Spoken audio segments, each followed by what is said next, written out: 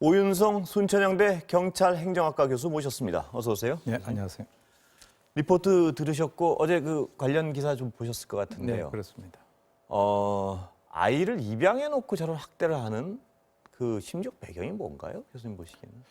글쎄 이제 뭐 입양하시는 분들이 다 저런 건 아닙니다. 그 물론이겠죠. 예, 그래서 이제 아주 일부이긴 하지만 이번 사건 같은 경우는 제가 이제 보건대 바로 이 사건을 일으켰던 그 어머니 입양모가 어떤 심성이라든가 이런 것들이 좀 문제가 있는 것 같아요. 왜냐하면 이제 지인들에게 물어본 결과 이 사람은 굉장히 과시욕이 있고 그리고 충동적이다라고 얘기를 합니다.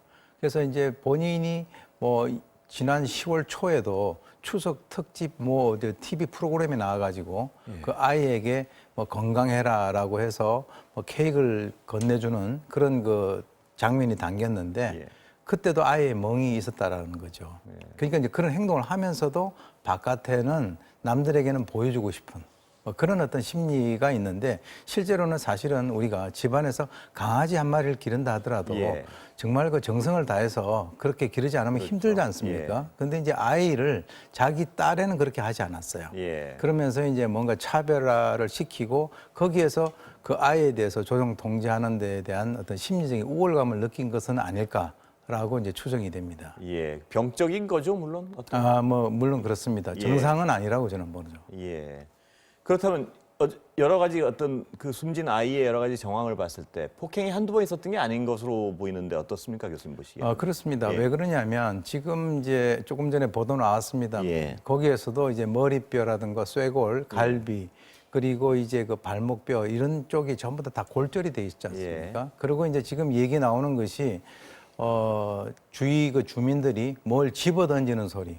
쿵쿵 나서 그걸 항의를 하러 올라갈 정도가 된다면 뭐 정확히는 저희가 단언할 수는 없습니다만 추정컨대 아이를 들고 어디에다가 이렇게 던진다든지 하는 그런 행동을 했을 가능성을 우리가 충분히 상상을 할 수 있거든요. 그렇게 되게 된다면 그 아이의 그 뼈라고 하는 것이 굉장히 약한데 강한 어떤 그 둥체라든가 이런 데 부딪히게 되면 그런 식으로 골절이 될 수밖에 없다라는 거죠. 그러니까 학대 정도가 어마어마했다는 걸 짐작할 수 있군요. 보면. 그렇습니다.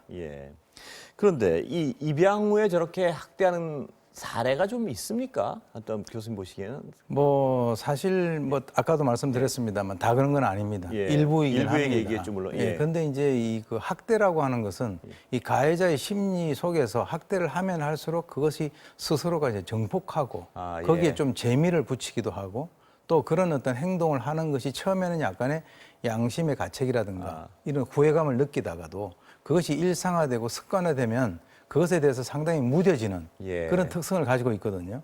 그렇기 때문에 이번 같은 경우도 이 아이에 대해서 제가 볼 때는 뭐 입양을 하고 한 달 뒤에 후회를 했다라고 얘기를 하고 있는 것으로 봐서는 이 아이를 충동적으로 입양을 해서 데리고 왔는데 그 아이를 보는 것에 대해서 본인이 상당히 귀찮게 느꼈을 가능성이 있고 또 그 상황에서 아이를 막 혼을 낸다든지 폭행을 가하게 되면 이 아이들이나 동물들 같은 경우는요 학대를 하게 되면 이 외모가 상당히 그 상태가 좋지 않게 돼요. 그 동물들 같은 경우도 털도 빠지고 그러거든요. 그러니까 이제 아이가 눈치를 보고 또 그 자기에게 다가서지 않는 그런 상황에 대해서는 또 분노하고 또 학대하고 이런 것들이 지속적으로 연결될 수 있는 그런 상황이 되는 거죠. 두 가지 좀 여쭤보고 싶은데요. 학대는 모든 종류의 학대가 일반적으로 이렇게 점점 더 그 강도와 빈도가 세지는가요? 그건 아주 일반적이라고 볼 수 있습니까? 그렇습니다. 왜 그러냐면 거기에서는 주위의 사람들의 눈이 없잖아요. 예컨대 뭐 주위에 뭐 다른 사람들이 있다든가 할 때는 절대 그러지 않죠. 그 폐쇄된 공간에서 그 피해자인 아이와 본인이 있는 그 상황이기 때문에 본인이 하고 싶은 모든 것을 다 할 수 있다라고 하는 거죠.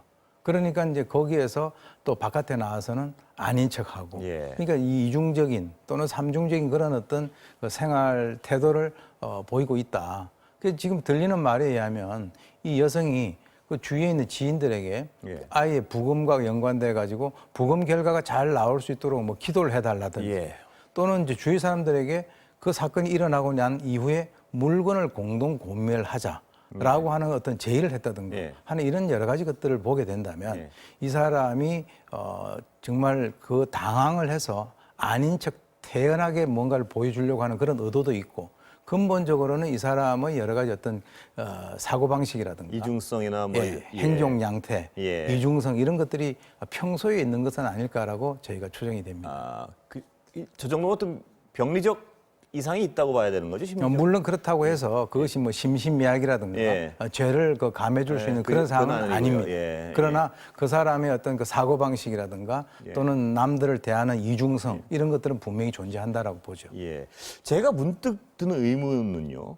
저렇게 아이를 잔혹하게 학대할 정도면은 와서 한 달 후쯤에 잘 괜히 입양했나 뭐 이런 생각을 할 때 뭐 차라리 저렇게 잔혹하게 하는 것보단 파양이라도 하면 아이는 괜찮을 텐데 하는 생각이 드는데 그건 또 왜 안 하는 건가요? 예. 그거는 이제 일반적인 분들의 생각이죠. 예. 본인이 입양을 했는데 마음에 들지 않는다. 예. 감당이 안 된다 그러면 파양을 하는 것이 일반적이죠. 예. 그런데 이 사람 같은 경우는 이미 자기 소나기에 그 피해 아동을 손에 넣었단 말이에요. 예. 그러니까 설마 저렇게 죽을 것이다라고 본인은 생각을 못했을 거예요. 예. 일단 아이가 축 늘어지니까 그때부터 이제 여러 가지 당하는 모습을 보이지 않습니까? 예. 그러니까 한 달 뒤에 본인이 후회를 했다 하더라도 예. 그 설마 죽지 않는 그런 상황에서는 자기가 지속적으로 어떤 스트레스를 해소를 한다든가 이런 어떤 대상으로 삼으려고 했을 것이다라고 봅니다. 거기서 심리적 만족을 느끼는 부분이 있는 거군요. 차라리 학대를 하면서. 저는 그렇게 봅니다. 예. 그런데 아이의 경우에 전날에도 그 보육원이나 이런 데 가서 굉장히 안아달라 그러고 네. 보챘다 그러는데 우리 어떻게 좀 아이를 주변에 아이들이 있을 때 약간 모양새가 이상하다 하면 그걸 좀 빨리 눈치채서 어떻게 조치를 취할 수 있는 심리적 어떤 그런 게 있을까요? 어떻습니까? 전문가들은 이제 그 상황을 보면 금방 알 수가 예. 있어요. 방금 이제 안아달라라고 하는 예. 것은 이제 애착 장애가 있는 거거든요. 그리고 이제 아이들 같은 경우는 이제 특히 이제 밥을 굶긴다든가 이렇게 되면 음식을 주게 되면 굉장히 허겁지겁 먹는 그런 예. 경향이 있어요. 또 중요한 것은 이제 그 주위 사람들의 눈치를 본다든지 또는 이번 같이 이제 멍자국이 있다든가 하는 등등의 여러 가지 어떤 그 현상을 보게 되면 소위 얘기해서 그 당시 분위기를 보게 된다면 이 아이는 현재 굉장히 학대를 당하고 있을 가능성이 높구나라고 이번에도 이제 사실 뭐 몇 번씩이나 신고를 하지 않았습니까? 예. 그런 것들이 다 거기서 나온 거죠. 예. 아니 그렇다면 주변에서 알아서 신고를 그렇게 2번씩 하고 했는데도 경찰은 왜 저런 학대 정황에 대해서 알지 못하는 건가요? 이런 말이 있습니다. 예. 마음이 없으면 눈에 보이지가 않아요. 예. 제가 볼 때는 그것을 못한 것이 아니라 거의 그냥 건성건성으로 했다라고 봅니다. 수사 의지가 전혀 없었다고 보시는 거예요? 수사 의지가 별로 없었고 예. 그리고 이제 어떤 그 이유를 대는 것에 대해서 그대로 수용을 해줬다라고 하는 것인데 예. 사실 이제 멍자국이 있어가지고 지난 그 5월달에도 수사 의뢰를 했어요. 예. 근데 그때 당시에 뭐라고 했냐면 경찰이 6월 초에 내사 종결을 했었고 예. 그리고 이제 6월 29일에도 차 안에 방치를 하고 그리고 쇠고리에 금이 갔다라고 해가지고 신고가 됐는데 그때도 8월 21일 날 혐의가 없다라고 해가지고 이제 불기소견으로 송치를 했죠. 예. 그리고 마지막으로 9월 23일에 상처가 있고 체중이 현저히 떨어져서 예. 그 체중이 줄어들어서 병원장이 이제 경찰이 또 신고를 했는데 그거는 현장에서 내사 종결을 해버렸단 말이죠. 그러니까 이 아이를 살릴 수 있는 그 기회가 적어도 최소한 3번 이상 있었다라고 하는 그런 측면인데 예. 지금 경찰에서는 그 해당되는 그 경찰서에 대해서 감찰을 하겠다라고 하는데 그거는 뭐 이미 다 지나가고 난 뒤에 하는 것이고요. 예. 그 이미 예방을 할 수 있는 그런 기회들을 놓쳤다라고 하는 그런 측면에서는 예. 상당히 참 아쉬운 점이 한두 가지가 아닙니다. 그 아까도 말씀하셨지만 일반인인 저희가 봐도 만약 아이의 상태가 저렇고 불안해하고 하면 이 아이 이상하다 해서 신고를 할 정도인데 네. 경찰이 그 신고를 받고도 일방의 어떤 말만 듣고 종결한다는 건 수사를 하지 않겠다는 어떤 의지가 더 훨씬 강했다.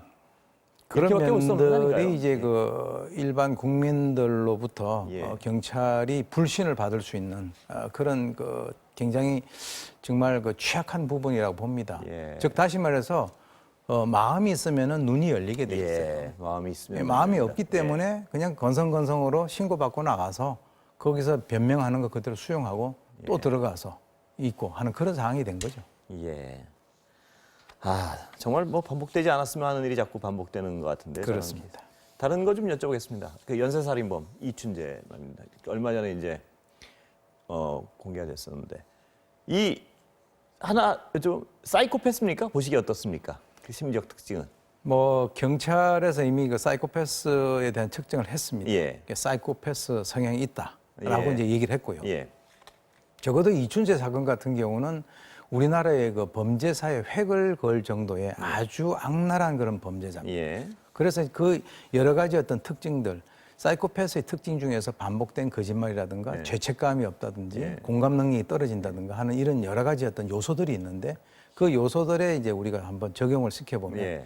이춘재는 뭐 전형적인 사이코패스다. 전형적인? 예, 예. 그렇게 봅니다. 사이코패스에도 그 어떤 순도의 등급이 있습니까? 네, 사이코패스가 이제 그 측정 도구가 있습니다. 예. PCRL이라고 하는 그 캐나다에서 개발된 것이 있는데 거기에 따라서 이제 그 점수가 40점 만점에 25점 이상이 되면 사이코패스가 되고 예. 또 이제 거기에서 26점이냐, 27이냐, 29냐 이런 식으로 이제 구분을 하게 되죠. 예. 이춘재의 경우는 어느 정도인지 혹시 들으신? 지금 이춘재는 정확한 그 점수는 나오지 않고 예. 경찰에서 발표를 하기는 사이코패스 성향이 있는 것으로 확인이 됐다라고 예. 발표를 했습니다. 예. 교수님 보시기에는 저 정도면 어느 정도인지는 뭐 짐작을 할 수는 없는 그거는 건가요? 짐작으로서는 되는 것이 그건 아니고 검사를 측정을 직접 해봐야 통해서 된다. 예, 그렇습니다. 예. 근데 발언들 보면요. 이거는 아니다 싶다가도 하고 나면 뭐 돌아서면 있고 뭐 이런 건 어떻게 분석하시는 건가요? 그 이춘재 발언을 보면. 예. 그것은 본인이 자신의 그 범행 동기를 예. 정확하게 밝히는 것을 꺼려 한다는 거죠. 예. 이렇게 얘기하지 않았습니까? 자기는 하지 않으려고 그랬는데 또 어느 날 지나가다 보니까 앞에 여성이 있어서 자기는 범행을 했다라고 예. 얘기를 하는데 그 말을 그대로 우리가 수용하기는 상당히 어렵습니다. 그것도 거짓말로 봐야 되는 건가요? 저는 그렇게 예. 봅니다. 왜 그러냐면 저는 사실 전형적인 그 변태 성욕자입니다라고 얘기를 하는 범죄자는 단 한 명도 본 적이 없거든요. 예. 그러니까 그런 얘기를 다른 사람들 앞에서 본인이 사이코패스이긴 하지만 그 얘기를 하기는 싫은 거예요. 그러니까 그 범행 동기를 그런 식으로 얼버무리는데 사실은 그 말을 우리가 그대로 수용을 하기가 어렵죠. 근데 죄책감을 못 느꼈다 유족에 대해서 뭐 이런 얘기들은 또 왜 공개적으로 하는 건가요? 그것은 예. 제가 볼 때 예. 그것은 좀 맞는 것 같아요. 예. 왜 그러냐면 특히 그 주위에 있는 그 피해자들에 대한 공감 능력이 떨어지기 때문에 그런데 이제 또 말이 앞뒤가 안 맞는 것이 죄책감을 느끼지 못했다라고 하면서 나중에 또 피해자 유가족들에게는 또 죄송하다라고 예. 얘기했잖아요. 그러니까 이 사람이 일관성 있게 거짓말을 하는 것이 아니라 거짓말을 하다가 또 어떤 충동적으로 거짓말을 충동적으로 했다가, 했다가 내면에 있는 것이 또 드러났다가 이것이 뒤죽박죽이 되니까 전체적으로 종합을 해보면 상당히 비논리적이고 예. 그리고 이제 앞뒤 말이 맞지 않는 그런 상황이 되는 거죠. 공감 능력이 없다는 사이코패스의 특징은 남의 고통이 느껴지질 않는 건가요? 그렇게 해석하면 되는 건가요? 그렇습니다. 예. 내가 저런 행동을 했을 때 저 사람이 느낄 수 있는 그 아픔 그리고 저 사람과 같이 있는 그 유가족들의 아픔 예. 이것에 대해서는 전혀 상관하지 않는다는 거죠. 예. 느끼지 못한다라기보다는 그런 것이 있긴 있을 텐데 예. 그러나 나는 그것에 대해서 상관하지 않는다라고 하는 그런 의미입니다. 짐작하고 느끼는 하는데 네. 나는 상관 안 하겠다. 상관없다. 그게 또 다르군요. 그거는 예. 소위 얘기해서 너희들 일이지 내 일이 아니라는 얘기예요. 네 고통은 너의 것이 내가 뭐 어떻게 하건 상관이 없다 나는 그래서- 하고 싶은 걸 한다 뭐 이런 건가요? 그래서 보통 일반적인 사람들은 예. 이 공감이라는 것은 어떤 아파서 있는 그 사람들에 대해서 눈물을 흘리고 그러잖아요. 예. 그 사람들은 그걸 갖다가 느끼지 못하는 거죠. 예. 그러면 그런 행위들, 그 여러 가지 어떤 잔혹한 행위를 할 때 자기의 흔적을 많이 남겨 특정하게 어떤 매듭을 옷을, 짓는거나 그건 어떻게 해석되는 건가요? 그게 이제 시그니처라고 합니다. 예. 그래서 이제 그 평소에 이 연쇄살인범들 같은 경우는 심리 내부에 가지고 있는 정서적인 욕구라든가 예. 만약에 어떤 범행을 하게 된다면 나는 이런 시점에서는 내가 이렇게 해보고 싶다라고 예. 하는 소위 뭔가를 도전하고 또 실험해보는 그런 그 어떤 습성이 있거든요. 예. 근데 그것은 사실은 이 범죄를 저지르는 그 수법하고는 별반 상관이 없는 거예요. 예. 그것을 통해서 그 사람이 가지고 있는 내부에 가지고 있는 성적, 예. 정서적인 욕구 이런 것들을 그렇게 표시를 해놓는데 예. 그것이 이제 완전히 똑같이 하는 것은 아니고 예. 어떤 상황에 따라서 조금 다르긴 하지만 뭔가를 남겨놓는다라고 하는 그런 측면에서 그것을 시그니처 또는 서명행위라고 서명이요. 네, 서명이라고. 예. 그 서명할 때 시그니처 그렇습니다. 행위. 예, 그러니까 자신이 한 행위라는 걸 암시적으로 남긴다는 말씀이신가요? 그렇죠. 예. 그 암시적으로 남기는 이유는 자기 어떤 자아에 대한 뭐 그런 건가요? 뭐 그러니까 이제 뭔가요? 내부적으로 가지고 있는 보통 이런 연쇄 살인범들 같은 경우는 예. 성장 과정에 있어서의 여러 가지 어떤 성적인 왜곡이라든가 이런 것들이 있어요. 예. 그래서 이제 소위 얘기하는 것이 퇴행성 시간이라고 하는 그런 것들이 있는데 그것은 뭐 예를 들어서 피해자의 어떤 그 몸에 이물질을 넣는다든지 하는 이런 것들이에요. 예. 그런 것들은 보통 일반적인 범죄를 해 나가는 그 과정에 있어서의 그 어떤 상관성하고는 상당히 떨어지는 그런 것인데 예. 그러한 행위를 하는 것을 이 범죄학에서는 그것을 시그니처라고 하고 예. 그것을 통해서 그 사람 내부에 있는 어떤 그 성적인 정서적인 욕구를 예측하고 또는 뭔가 이렇게 분류하는데 그렇게 사용을 한다는 것이죠. 예, 오늘 교수님 말씀 감사합니다. 시간이 다 돼서 여기서 마치겠습니다. 네. 예, 감사합니다.